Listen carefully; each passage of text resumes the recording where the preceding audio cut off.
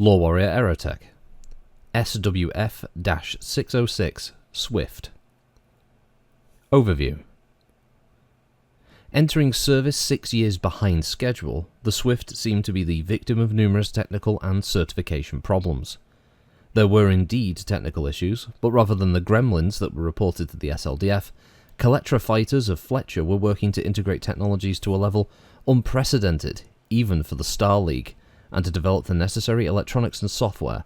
Kaletra's perseverance with the development problems resulted in an aircraft whose performance is rivaled only by the advanced technologies of the clans. Capabilities. Built as a carrier aircraft with high performance but limited endurance, the Swift finally entered service in 2682 and immediately found itself the subject of intense scrutiny after an electronics-triggered landing accident. While on approach, the Swift ejected its pilot without warning, leaving the unmanned aircraft to crash and cause significant damage. No fault was ever found with the electronics or software, and the accident reported listed the crash as unforeseeable. Only a subsequently near-flawless flight history and pilot experience eroded the suspicion the accident initially engendered. The central computer system of the Swift, the BTT-7I, oversees all aspects of the aircraft, ranging from navigation and control interfaces to communications and fire control. Voice-based feedback systems enable the BTT-7I to provide information to the pilot in a timely manner, but they met with mixed pilot reaction.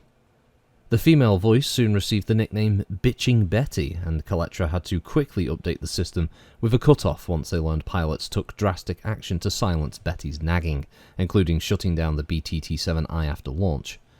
Later models allowed pilots to set thresholds for voice warnings, muting the system for all but the most significant of warning messages. For all the criticism its voice module drew, the revolutionary integration of the Swift became popular with pilots and technicians alike. Plug-and-play components allowed engineers to remedy many problems quickly and efficiently, while pilots were freed from their mundane piloting duties, leaving them free to fly the aircraft and deal with threats. With the design capable of generating 10 Gs of thrust, a feat matched only by the Bashkir and exceeded just by the Avar, the freedom from such tasks is of considerable benefit to the pilot. However, this performance comes at a price. The Shinobi engine takes up 60% of the airframe, with much of the remainder occupied with fuel, avionics and life support. Only 3.5 tons remain for equipment, 2 tons of ferro-aluminium armour, a single UD6 medium laser, and a McCorkle small laser. The Swift can thus only sting its targets, and hope none of them are fast enough to swat it back. Deployment. Serving in a dual role as dogfighter and recon platform, the Swift gained grudging respect from pilots, and in its century of service grew to be the principal light fighter of the SLDF. A series of electronic and software upgrades kept the design in service, even when faced with competition from newer designs, and almost 100 accompanied the Kerensky exodus. Relatively few were exported to the Great Houses, however, and as a consequence, the design vanished during the Succession Wars. The clans continue to use the design in their second-line forces, particularly as a trainer for Omni fighters, many of which can trace a lineage to the design's integrated systems. Comstar also feels the designer was known to be manufacturing them at a plant in Asia. Variants.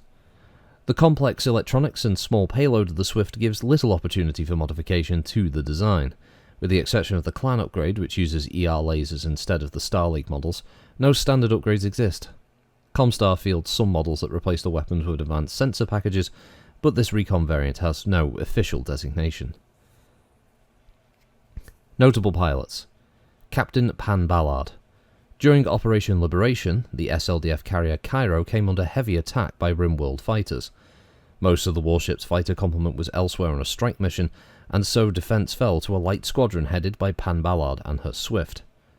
The small aircraft had little chance of downing the enemy, but a combination of skill and the aircraft's agility allowed them to harass the Rimworld's forces, drawing them away from Cairo's weak spot and into its gun's engagement envelope. The Swifts took a fearsome beating, but delayed the attackers long enough for the air wing to return and drive off the periphery troops. Captain Ballard was awarded the Medal of Valor, unfortunately, posthumously.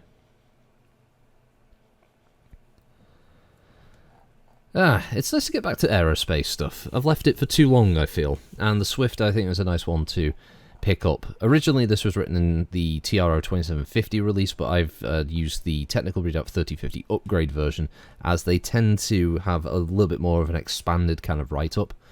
The Swift also has newer artwork in that as well, although I don't mind the original. It's an odd-looking aircraft, but then again, that's the case, I think, for a lot of the aircraft in Battletech, to be fair. The Swift is a 25-ton light airframe from Mujica L9 Aerospace with the Shinobi 275 engine. Armour is the KX4 ferro aluminium. Armament is a 1 Maxwell UD6 medium and 1 McCorkle small laser, manufactured by Collectra Fighters on Terra primarily. Its communication systems were Lockheed Matrix 5, with targeting and tracking provided by Phantom Track 55. Overall, it's an aircraft that has 10 armour on the nose and wings and 5 on the aft, so particularly light armour complement, but it's pretty much fast as fuck. It's one of the best parts of it. It's interesting as well because it's a fighter that is written to be kind of equivalent to clans in that sense. One interesting note is that this changes the Bitching Betty thing. Well, it changes the original to Bitching Betty. The original write-up had it being nicknamed as Bouncing Betty instead. I guess whoever did the update for the writing decided to just take the common nickname from the MWO games, or sorry, MechWarrior games, and decided to just use it here as well. It's a nice little in reference. Other than that, though, yeah, it's an interesting little fighter. I don't mind it. The Swift looks kind of cool. So, yeah, hope you enjoyed that, and we'll catch you for the next one. Bye-bye now.